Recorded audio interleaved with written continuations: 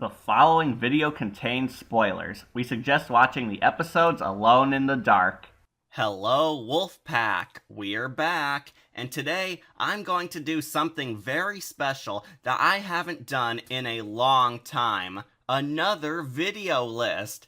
At the time of this review, our channel has just broken 600 subscribers, but since I already did a long two-parter event to celebrate our last milestone, I think it'd be a better idea if we did something else this time. Tell me, everyone, do you have any guilty pleasure stories?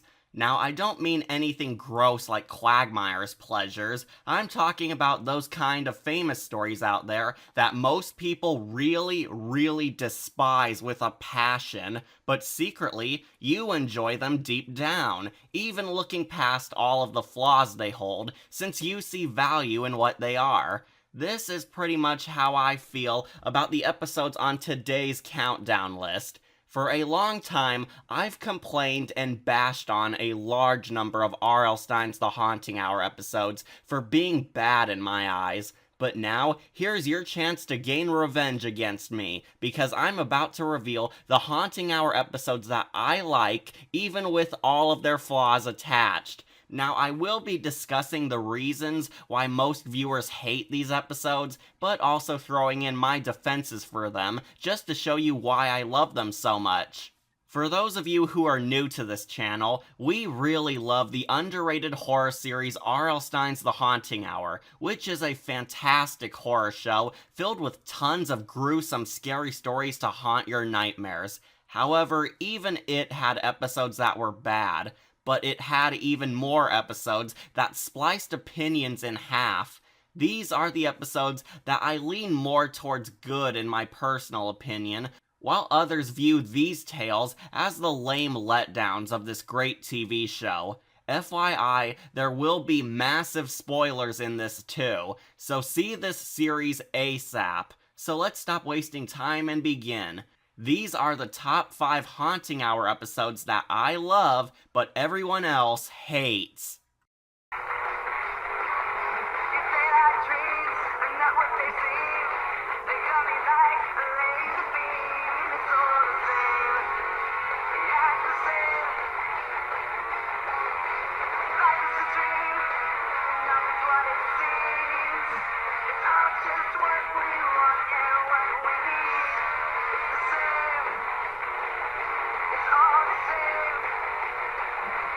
Number 5.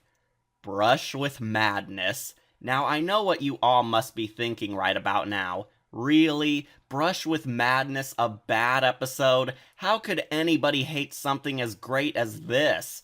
Well, I hope those of you unfamiliar with this episode heeded my spoiler warning, because I'll tell you why this made the list. Tons of people hated this episode precisely for the same reason why I love it. The ending. Brush with Madness starts out innocent enough at first when we meet our kid hero Corey, played by Dylan Minnette from the Goosebumps movie, and his annoying girlfriend Sailor Moon are visiting a Comic-Con to see famous graphic novelist Alan Miller, played by Sir Maestro. Apparently, this is the first time Miller is visiting a public convention in years, since he had a rather nasty encounter with a creepy stalker obsessed with him. So naturally, our hero Corey acts like an idiot and scares Miller away, but when the comic book writer lashes out in anger at Corey, our nerdy protagonist gets back at his fallen idol by stealing his paintbrushes. Little does Corey know that the comic book brushes are magical, and everything he draws using them comes to life in the real world. And as you can guess, Corey designs a cool new supervillain known as the Mad Artist, who comes to life and begins stalking our kid heroes. Now that sounds great, especially for a Haunting Hour episode. What's the problem? Well, for starters, The Haunting Hour is more well known for its over-the-top supernatural monsters who are clearly not always human, but rather silly abominations. But the Mad Artist is the closest thing the show has ever gotten to a real-life serial killer, which might make some people feel a little uncomfortable. Yeah, no joke. The main villain in this, for the most part, is a normal human serial killer who spends all of his screen time stalking children, and in the end, he murders them with a chainsaw.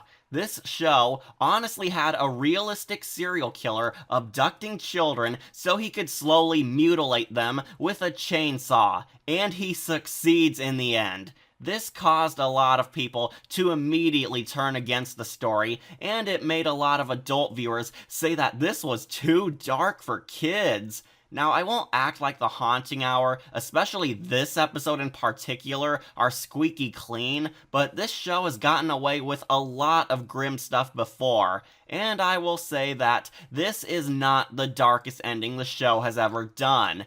Be honest, you all have seen The Haunting Hour do much, much creepier twist endings than this did. We've seen children die horribly all the time in this series, but suddenly, now the show went too far? People have also said that this story was nothing but mindless bloodshed on par with the Saw movies, and that this tale was just straight up sadistic to watch. I could not strongly disagree with all of those arguments as much as I can now. For instance, this episode does teach people about the conflicts of fandom, at least in the beginning. Alan Miller is a paranoid creep, but he does serve as an example on how some creators may grow to despise their respective fan bases because the followers he has aren't always admiring his work for the reasons he wants them to. Corey does not read Alan Miller's adult graphic novels because he's interested in what they have to say. Instead, it's subtly implied that he's only reading Miller's comics because he loves how cool the villains are, and loves the fact that it's all violent maniacs killing people. This is emphasized in all of Corey's drawings of the mad artist doing all these creepy, evil things and awesome poses that he'd do in reality. It's a clever comment on how some fanboys don't really cherish the source material for what it's saying, but just how extreme it is. However, Alan Miller isn't 100% in the right either, because while he gives some good points on how crazy fans are, he also embodies the inner rage of a creator who looks down upon the fans who were once faithful to him. True, his backstory reveals that he's still overcoming a disturbing encounter with a creepy stalker, but the ending does show us how his own obsessive behavior turned him into an unstable human being because his fans slowly caused him to lose sanity. This leads me to the part I love the most, the twist ending. In the conclusion, it's revealed that the entire episode was all just a story being written by Alan Miller, so he could unleash all of his inner rage, and in the end, we see that Corey's whole life was all a lie, as his comic book gets shredded, while he himself is literally shredded by a chainsaw. The symbolism behind this moment is just so fantastic, but what I really enjoy is the mind screw. The biggest unanswered question in this twist is whether or not Corey and his girlfriend Sailor Moon are real people trapped in Miller's comic, or if they both were nothing more than fictional characters the entire time. How could anyone not like this clever twist? I think it's The Haunting Hour's writing at its finest. It does more to save this episode than it does to ruin it. But the kids died violently to a chainsaw. So what? It's a horror show. A horror show, people. The main characters die all the time in this show. Heck, we eventually got an episode detailing the end of the world, yet this was too much for people to handle? The ending makes us feel scared on the possibility of our entire reality being real or not. Are we real, or are we just a part of a higher power's fantasy? It comments on the negative aspects of fandom. It offers us a creepily realistic Haunting Hour villain that is actually scary and interesting.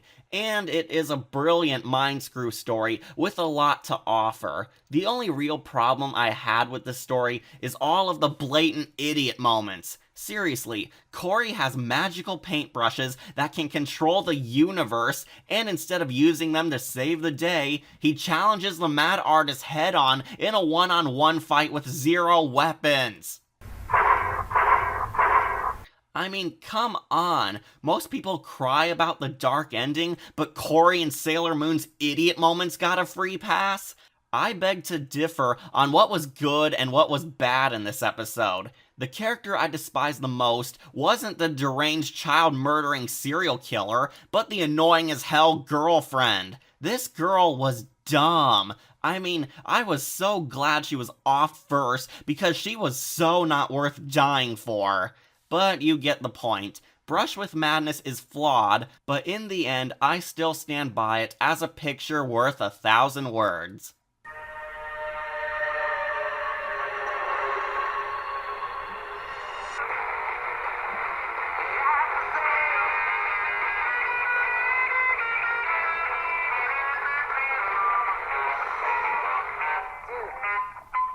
Number 4. Lots of luck. Alright, now we're getting into the good stuff. When it was first announced that The Haunting Hour was going to do a story with leprechauns in it, you bet that we all laughed at that idea. I mean, The Haunting Hour, one of the greatest shows ever, was now going to make leprechauns scary. Leprechauns. Not even a so bad it's good horror franchise succeeded at that concept. And this was one of the biggest reasons that turned most fans away. The concept sounded way too stupid. The idea of The Haunting Hour having a leprechaun villain was so hated and laughable that people assumed that this episode was going to be as bad as Poop de Fromage or My Robot. And admittedly, it did sound a tad goofy out loud. I was one of those people who thought that this tale of suspense was going to fail precisely because the theme seemed way too out there, even by Haunting Hour standards. But luckily, it managed to be surprisingly great. I was shocked at how good the story really was. In fact, I loved it so much that I actually believe that Lots of Luck was the last good episode of the entire series. Let's get some background information for now. Our hero, Greg, is an unlucky loser with a serious bad luck streak, and his life is a total mess. But one day, he discovers a book that belonged to his Irish ancestors, detailing the history of magical creatures, which includes leprechauns. So Greg uses this to his advantage when he captures a mischievous leprechaun named Seamus, who offers our unlucky hero 3 wishes in exchange for his freedom, which naturally Greg takes up to finally make his life suck a lot less. Little does our protagonist know that Seamus has ulterior motives up his sleeve, as the villain conspires to steal Greg's soul the second his 3 wishes are used up.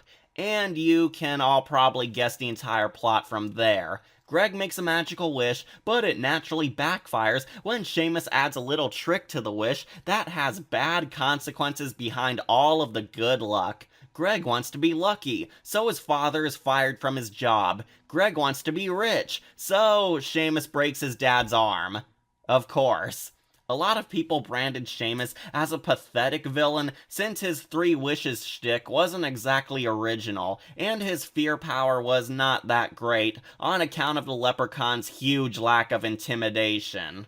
Considering that we've had villains like Big Yellow, the Dreamcatcher, the House, and Fear, I can see their point. Seamus is not a very physically threatening monster, but he is a very mentally skilled mastermind. Seamus doesn't have the muscle, but rather the brains to back himself up. Seamus is a trickster who relies on his manipulation skills and tactical misdirections to fool everyone, and as a result, he is very successful at making Greg and the audience underestimate his power. I honestly enjoy that about him. Seamus is honestly one of the smartest villains the show has ever had. His completely stupid Mad Hatter costume and simpleton persona is all just an act, when underneath his friendly demeanor lies a diabolical mastermind. Seamus is 10 steps ahead of everyone, and they don't even know that he's already won by the end. Now, I will acknowledge that his actor's over-the-top performance is not really scary, but it does at least make him very enjoyable to watch. I had a ton of fun watching this guy, and I recently found out that the actor playing Seamus is the same guy who played Grady Tucker on the Goosebumps tale The Werewolf of Fever Swamp. I thought that there was a reason why I liked this guy, though it's a little weird that he turned into a leprechaun over a werewolf, but I'm not complaining. Yes, a kid from the Goosebumps series crossed over to the Haunting Hour as one of the show's best villains. That is really awesome. But some people didn't like Seamus still, thanks to his actor hamming it up in the role. But I think that the twist ending was what made him impressive in my eyes. Big shock, the villain wins in the end, because it turns out that Greg's soul was always going to end up in the hands of the psychotic leprechaun when a flashback shows us that Greg's great-grandfather, who was regarded as a hero for outsmarting the sinister leprechauns, actually sold out the soul of his future male descendant to this monster in exchange to keep his own life. Meaning that no matter what happened in this episode, Seamus would still win in the end. This whole time, Seamus was just screwing around with the protagonist, knowing that Greg would end up losing his soul to him anyway. If that's not evil, then I don't know what is. But I will admit that even in the end when Seamus brags about his easy victory and rips out the kid's soul by force, he still lacks some fear power. But I strongly believe that the scariest part of this episode is not the leprechaun. Seamus is not a terrifying physical monster, he's another one of the generic I love killing people psychopaths. But he is not intended to be the sole reason why this episode is scary. The true scary part is not the leprechaun, but the fact that Greg's own great-grandfather betrayed him and sold his soul to a psychopath just so he could live a longer life. Greg's great-grandfather was viewed as a noble hero for being the first man to outsmart a leprechaun and escape with his life intact, but he never told anyone how he did this until Seamus reveals that Greg's ancestor was nothing more than a dirty coward who sold out the soul of his future male descendant just so he could live. The scariest part of this tale is the idea that your own family would do such a horrible thing. Could you imagine if your own family member would sell you out to a psychopath who sadistically loves torturing people? That is truly horrifying, and it makes this episode feel so much more creepier to watch. All of these over-the-top scenes of Seamus looking sinister as he tortures Greg's family makes you realize how much of a monster this leprechaun really is, and now he owns Greg's soul forever. The great-grandfather sold out his own grandson to a maniac who enjoys torturing innocent people for fun. That is truly scary. To make it all the more worse, this whole episode was nothing more than Seamus trolling the kid by offering him a false possibility that Greg might be able to escape all of this horror and be perfectly okay. Only for him to reveal that, psych, you were doomed to die by my hand anyway. All thanks to his jerk family member selling out his soul before he was even born. Family betrayal, fridge horror, a wacky love-to-hate villain, and a perfectly well-woven together plot, Lots of Luck is one of my favorites, despite all the complaints it gets. It truly is a piece of gold lost in a dark field of other good episodes.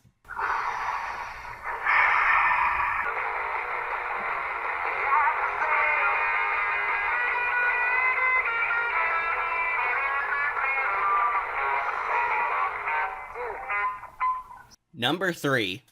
Coat Rack Cowboy. Now at the moment, this is the only episode on this list that I haven't reviewed yet, so I plan to keep this slot short. This episode is about a whiny little boy named Ethan and his jerk older brother Brett, who are two farm boys who unintentionally disturb the tomb of a ghost cowboy named Mad Dog McCoy when they cut down the tree he was hanged from. Pissed off that they disrupted his resting place, the ghost cowboy challenges Ethan to a showdown at high noon, thinking that if he gains his revenge, then he'll be at peace once more. So the episode is all about Ethan finally growing a spine and training his shooting skills to prevent his death. But things are looking a bit hopeless when Mad Dog shows that he's not screwing around. Now this sounds like perfect material for a Haunting Hour episode. It's the Haunting Hour doing a ghost cowboy story in the Old West. How could anybody hate this? It's every horror writer's goldmine.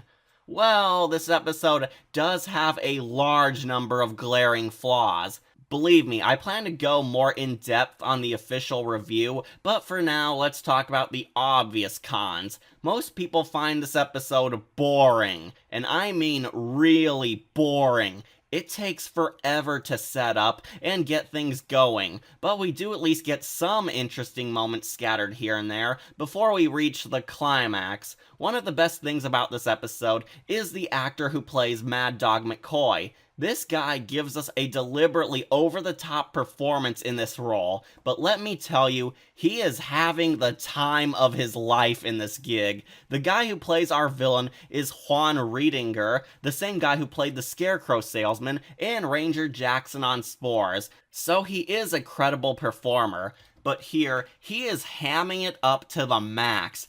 This guy is easily the most hilarious villain we've ever had until Tom Kenny came in. I mean, just listen to this guy's evil laugh.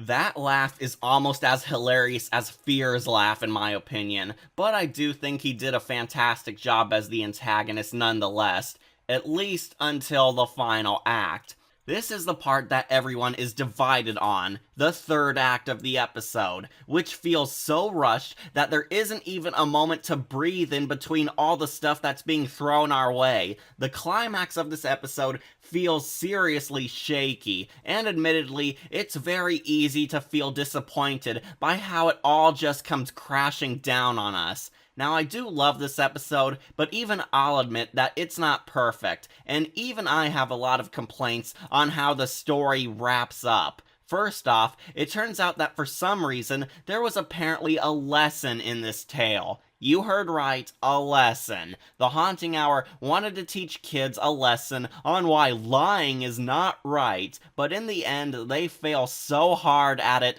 that it's almost as laughable as Joey King's zombie outfit on Sans. And to make it all the more worse, it's tied to the bizarre climax.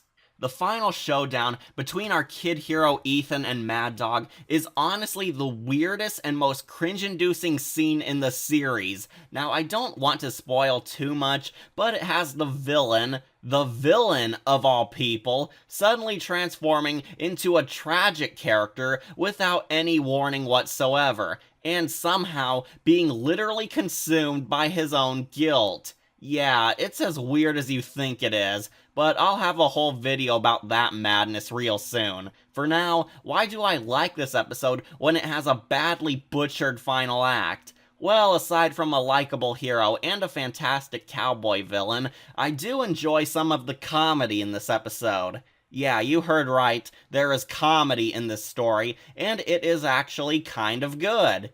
Kind of. Some jokes are hit and miss, but when they hit, they are honestly pretty good.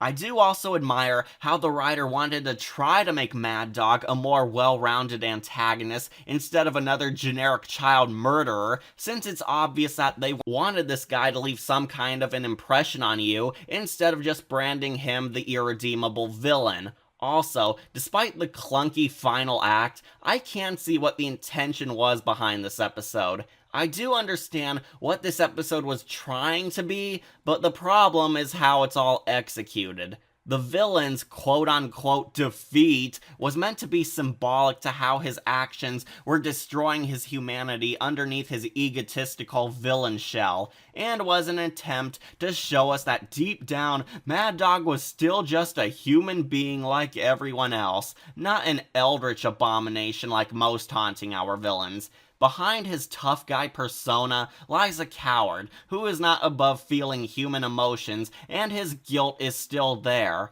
However, as most haters point out, this attempt at deeper character development gets undercut by the badly botched moral. Now, I am forgiving about this mistake because I am positive that the writer did not intend to have these choices contradict his story, but again, it was just a failed execution. I guess why I like it more compared to other boring, badly executed episodes like Seance or Spores is because I admire that Coat Rat Cowboy tried harder than most failed episodes to be something more than just a generic ghost story. This episode does try, and although it's not perfect, it does have some moments that shine through. There are moments that I hate in it too, like the lackluster twist ending, which feels like it was tacked on, but there were good attempts in this as well, like the villain's development, and the strong parallels between our kid hero and the ghost. Again, it's not perfect, and in case you're wondering, no, it's not going to come close to a perfect score, but I don't think it deserves all the hate it gets. Coat Rat Cowboy definitely leaves an impact on the target, but it just fails to make all its shots into bullseyes.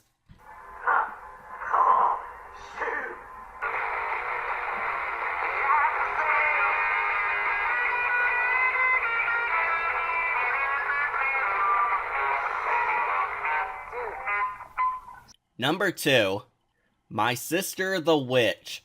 Okay, here's an obvious reason why people didn't like this episode. Just look at the title. You tell me with a straight face that an episode called My Sister the Witch doesn't sound stupid out loud.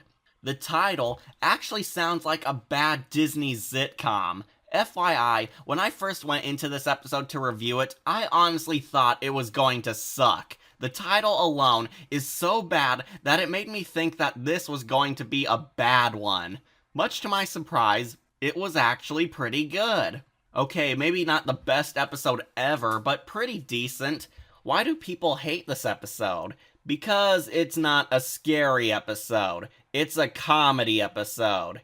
Yeah, your ears do not deceive you. I'm actually into a comedic episode of The Haunting Hour. There are some serious moments here and there throughout the story, but I am strongly convinced that this was just a silly breather episode on the same level as The Walls or Coat Rat Cowboy.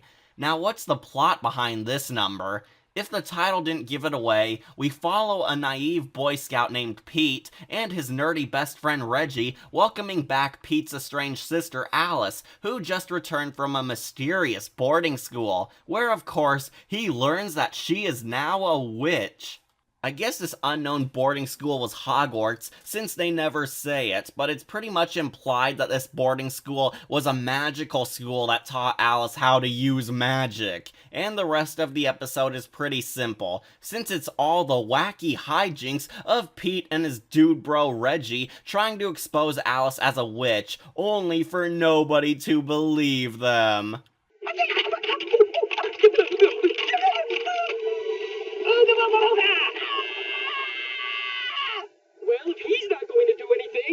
Now, some people might find that boring because I'm fairly certain that you have all seen these kinds of plots before on much better TV shows, so The Haunting Hour is not exactly giving us something new, but that doesn't mean that it's not fun to watch. This is my reason for loving this tale. This episode might not be scary, but it is incredibly hilarious to watch. All the actors do a good job and manage to keep a straight face despite saying some stupid lines, but it is honestly pretty funny. I like the witch sister Alice, and Pete is likable enough to follow since he's only trying to fight with his sister out of fear that she's evil. And it gets much funnier by the final act, when, of course, it's revealed that the sister was not an evil witch, she was a good witch.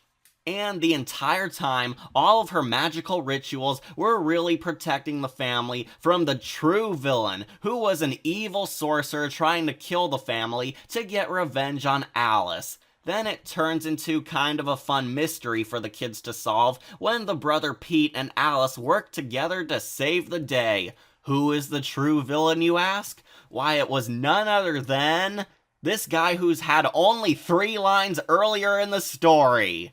Yeah, another big reason why the story gets some flack is because of the disappointing surprise villain, Scoutmaster Billy. Even I will admit that this bad guy comes out of nowhere and is pretty disappointing, but we do get a pretty funny reveal when it turns out that Billy had a man on the inside helping him take down Alice and Pete, where it turns out that Reggie was a traitor all along because he sold out his best friends to get some Boy Scout badges. Yes, seriously. You took my hair and put it in my boot. Must be badges if I'd help. Badges, Pete. Badges. Traitor! That motivation is so stupid that I couldn't help but laugh at how dumb it was. That one line alone convinced me that this was a comedy episode, because nothing in this episode is scary at all, and it seems to want to tell more jokes than it does to scare us. So why did Warlock Billy waste time stalking the witch sister and Pete?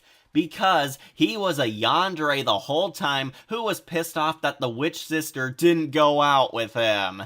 If any of you weren't sure that this was a comedy episode, well, there's your proof. My sister the witch is silly, stupid, and over the top, but I just love every minute of it. It's enjoyably stupid. It doesn't go out of your way to piss you off or bore you like other bad episodes, but it does tell a rather decent mystery story. Most fans hate this episode because they found it boring or just plain unmemorable. I'll confess that this episode probably wouldn't make my top 20 favorite episodes of all time, but I find it to be pretty good. My Sister the Witch is a ridiculous filler episode, but compared to all the really awful episodes, it does contain a lot of magic from within. Before we reach our number one, here are a few honorable mentions. Black Mask. Most people found this to be a meh episode, but I found the mystery and plot twist to be rather intriguing. Walls. Most people were disappointed by the sudden comedic tonal shift, but I never laughed so hard at a great comedy episode. Flight. Some people found this boring and mushy, but I thought it was one of the saddest, most emotional tales in the series. Dead Bodies. Now, this didn't make this list because I found out that a lot of people agree with me on it being a better episode than the original first part. Some fans didn't want a sequel to the critically acclaimed Dead Body adaptation for giving Will a happy ending, but I loved it a lot more for that.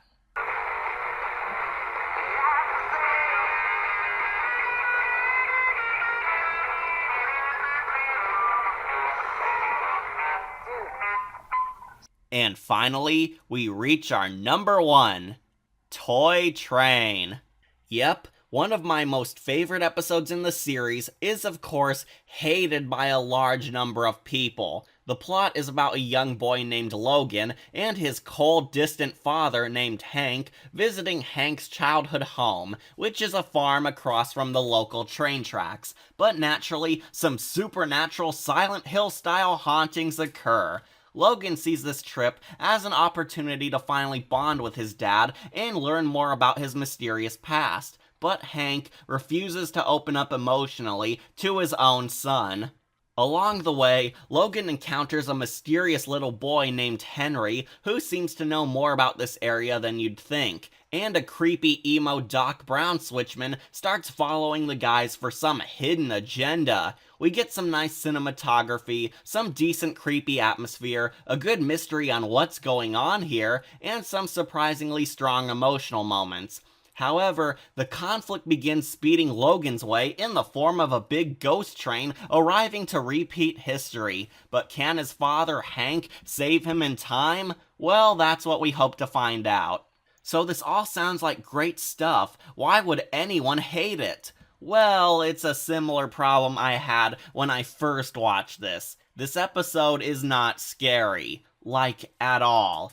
I mean it, nothing very frightening happens in this story at any point. We get a few creepy scenes where the switchman stares ominously at the characters, but that's about it. The plot twist reveals that this whole time, the switchman was secretly a good guy all along, and he was only haunting the family because he needs the father Hank to let go of his guilt for causing his death a long time ago.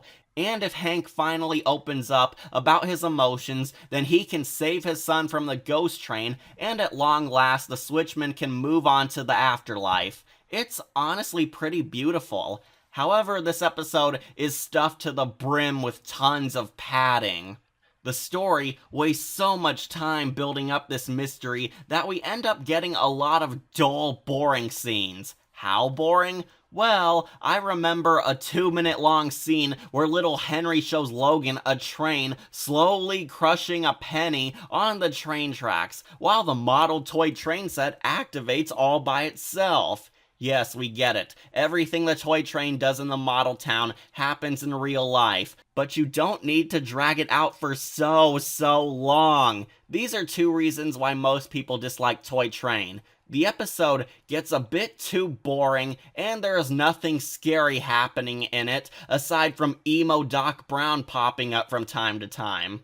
This episode is more of an adult emotional horror story in the same vein as The Funhouse or Grandpa's Glasses, and to be fair, it is very effective, but most people were turned away by the length it takes to arrive to our destination. Now, I get it, the story wants to build atmosphere and allow us to link with the characters, but one thing I believe most fanboys were really disappointed on was the lack of a villain. The Switchman is not a villain. He's actually the hero of the story, and a major plot turn is that he has been trying to help the family the whole time. The closest thing to a villain is the ghost train, but again, it's more of an obstacle to overcome rather than a character. But I really love this story. I really do.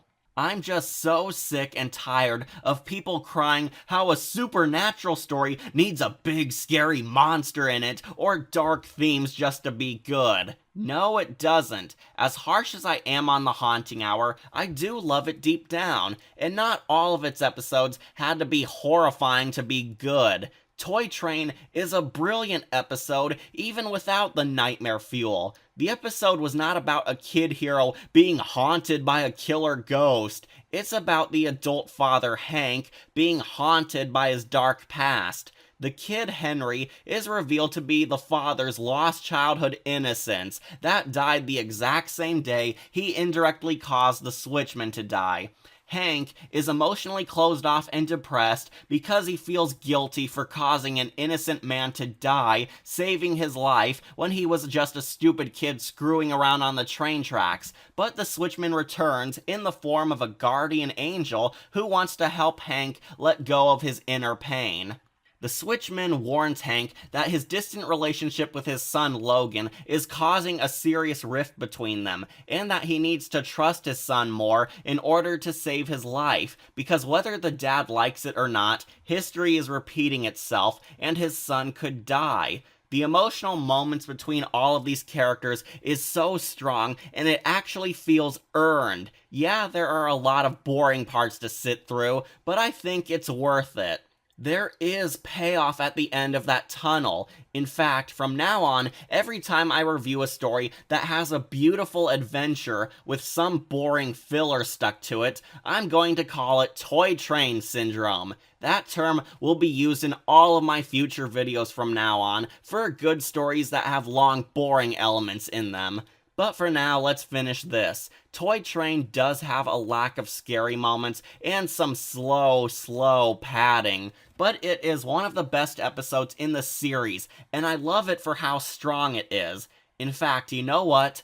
I'm going to go back and give Toy Train a perfect score. That's right, I love Toy Train so much that I'm revoking my past score and adding more points to it, because this episode is that good that it deserves it. Toy Train is now upgraded to a perfect episode status. It is just that sweet. What? Wait a minute, can you do that? Of course I can, it's my show, and I'll do what I want. Toy Train is awesome, people. I love it so much that I'm giving it a perfect score to amend the mistakes of my own past.